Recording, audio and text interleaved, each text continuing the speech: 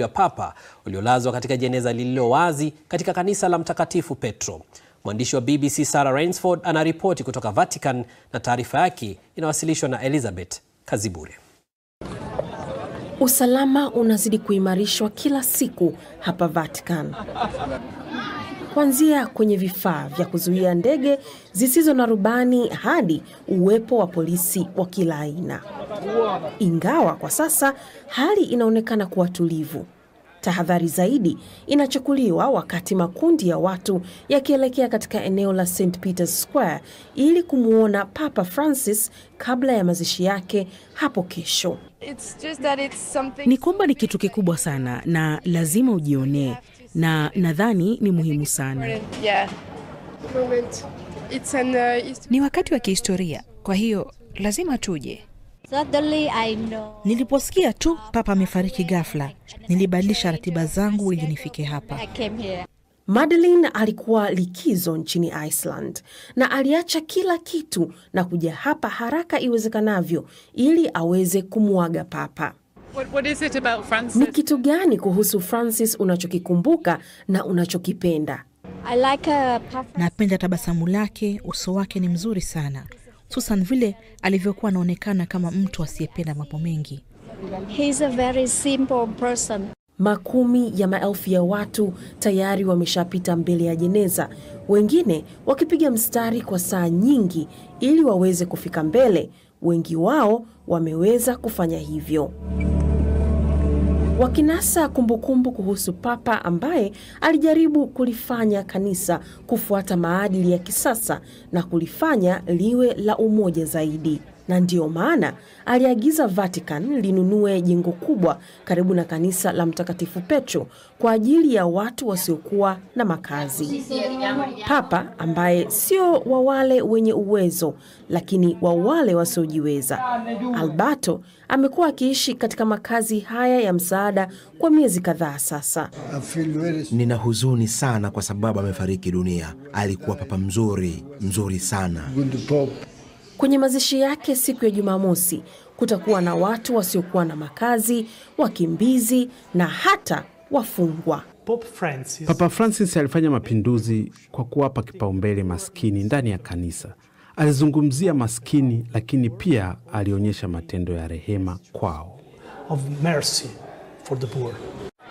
Mabadiliko ya tamaduni ndiyo yanayokaribishwa zaidi na Wakatoliki waliokusanyika hapa kumkumbuka Papa kabla ya wanasiasa na watu mashuhuri kuwasili kwa ajili ya mazishi yake. Na sasa tunaungana na mwandishi wetu Anthony Irungu mubashara kutoka Vatican. Irungu, hali imekuwa vipi huko Vatican Ijumaa hii?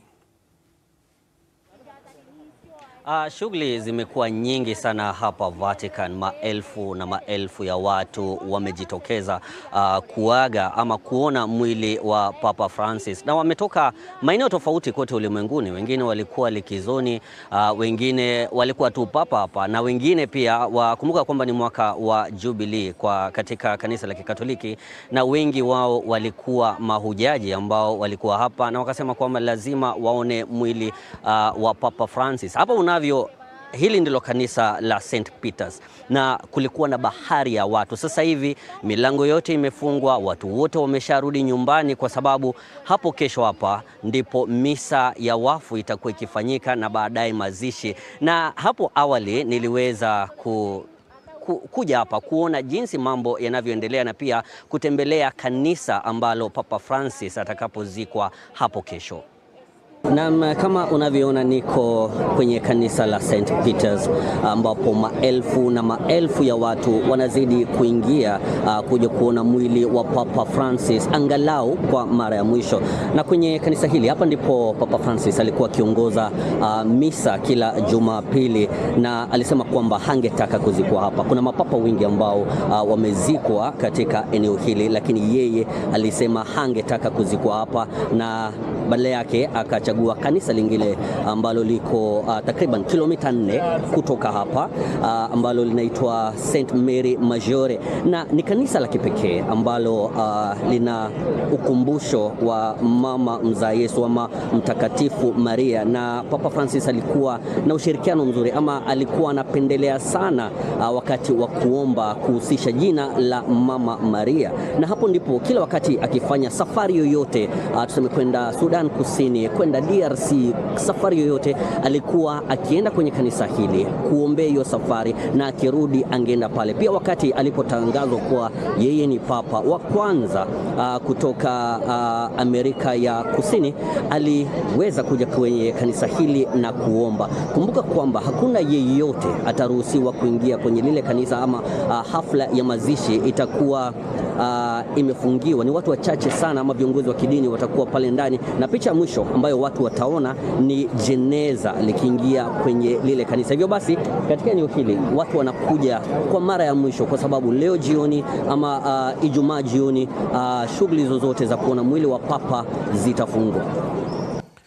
Na Anthony, je, umekutana na waumini wa Kikatoliki wa Kiafrika na wanamkumbuka vipi Papa Francis? Naam, nimekutana na Waafrika wengi hapa kutoka Mozambique, kutoka Uganda, kutoka Tanzania, na nilikutana na mmoja kutoka Mozambique ambaye alikuja hapa na wanawe wawili. Alikuwa likizoni, lakini wakati alipata hizi taarifa akaja hapa, na anasema kwamba anapendezwa sana na Papa Francis na hali yake ya kutaka amani kote barani Afrika na pia kote ulimwenguni. Na wacha tusikie baadhi ya maoni ambayo walikuwa wakitoa hapa Vatican na pia katika misa iliyofanyika kule Nairobi nchini Kenya.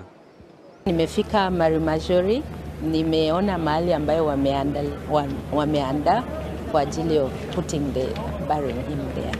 Huwa tunafuatilia procedure yao, na tukiona hiyo the white smoke tunajua tuna pope mpya.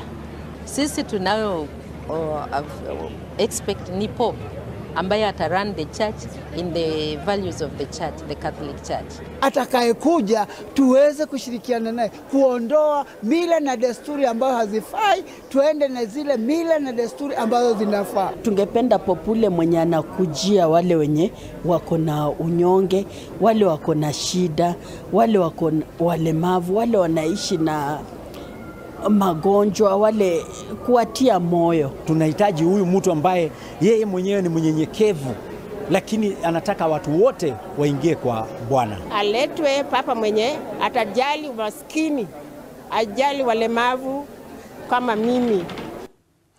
Anthony, kwa kifupi tutarajie nini hapo kesho?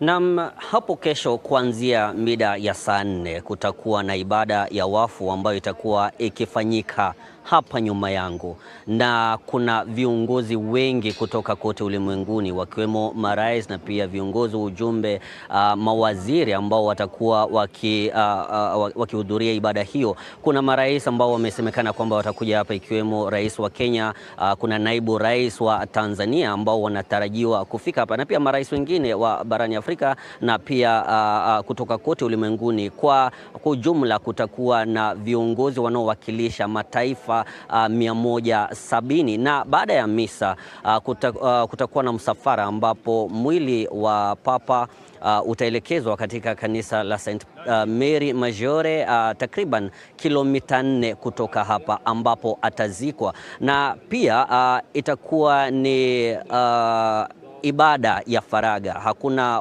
watu wengi wataruhusiwa, na baadaye Jumapili kanisa litafunguliwa ambapo umma utaruhusiwa kuingia pale ndani na kuangalia kaburi la papa. Na asante sana Anthony kwa hilo kutoka Vatican. Na sasa hapa studioni tunaye mtawa Jane Kimathi ambaye ni mkurugenzi wa programu katika taasisi ya Theolojia na Utume Katoliki barani Afrika, PACTPAN.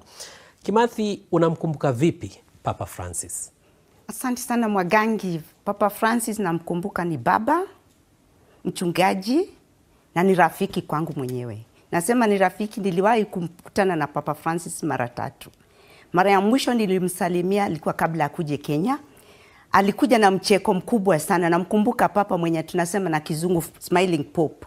Alikuja na mcheko mkubwa akasema, umetoka Kenya, nataka nijue nikielekea Kenya nitasalimia watu aje. Nikamwambia utasema habari. Akaniambia nimwandikie. Baadaye kabla tumalize mkutano aliniita njoo habari. Alikuwa ananiita habari. Kwa hivyo namkumbuka ni papa mwenye yuko papa wa chini kabisa. Alitoa jina la kama kusalimia watu. Alisalimia watu bonjono, habari yako. Hakuleta makuu. Kwa hivyo namkumbuka mtu mnyenyekevu, mpenda watu na mwenye aliishi na watu. Nitamkumbuka ni mtu alikuwa analeta mabadiliko kwa kanisa. Naam. Umezungumzia mabadiliko. Unazungumziaje nafasi ya wanawake katika uongozi hasa wakati ambapo Papa Francis alikuwa uongozini? Katika hali ya wanawake tunaweza sema Papa Francis alibarikiwa. Hatusemi anapenda wanawake kwa vibaya. Alitupatia kama sisi watawa wanawake mahala pa Vatican na kufanya kazi. Leo hizi tunaongea hivi, kuna mwanamke mmoja ako kwa serikali ya Vatican. Unajua Vatican ni serikali yenyewe kama ya Kenya. Ndio. Haingejulikana before kama hivyo, lakini kutoka ingia ameleta wanawake. Wengi wamechukua fursa nyingi sana katika mabadiliko ya Vatican. Hata katika sinodi yenye imemalizika juzi, ambayo ni mkutano mkubwa wa kanisa. Kulikuwa wanawake 57 waliingia katika huo mkutano na pia walivote. Walipiga kura. Ni kusema hali ya wanawake kwa Papa Francis ilikuwa ya hali ya juu. Na venye umesikia anazikwa kanisa la mama. Aliona wanawake kama Mama Maria. Naam. Yeah. Na asante sana Jane.